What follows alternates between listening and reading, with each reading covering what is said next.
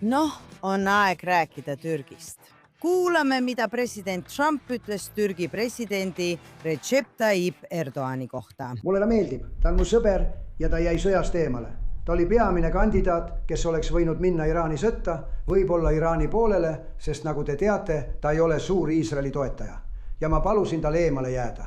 Ta jäigi eemale. Sa ütled mõnikord, et Türgi on sama halb kui Iraan ja et kui Iraani mõju nüüd väheneb ja neid lükatakse 10 aastaks tagasi, siis peame Türgil silma peal hoidma. Ja Türgi on see uus oht, Türgi on moslemi vennaskond ja Türgi toetab terrorit.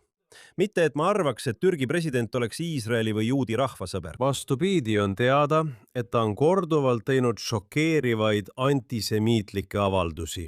Ta pole kindlasti sõber. Türgi mitte ainult ei asunud Hamasi poolele, vaid andis Hamasile ka peavarju, toetab Hamasi ja saatis need flotillid. Ja lisaks sellele, isegi Trump, me just kuulsime seda lõiku, ta ütles, ma ütlesin talle, ära sekku. Ta oleks ilmselt selles sõjas olnud Iraani poolel. Ma ei näe mingit huvi Türgiga suhteid hoida enne, kui Türgi oma käitumist muudab. Ja samuti president Trump tead, ta ütleb seda nii paljude diktaatorite kohta. President Xi on minu sõber. Ta on suurepärane mees. Ta ütles seda ka Erdogani kohta. Ja ma olen alati öelnud, et ma olen alati vihanud president Erdogani.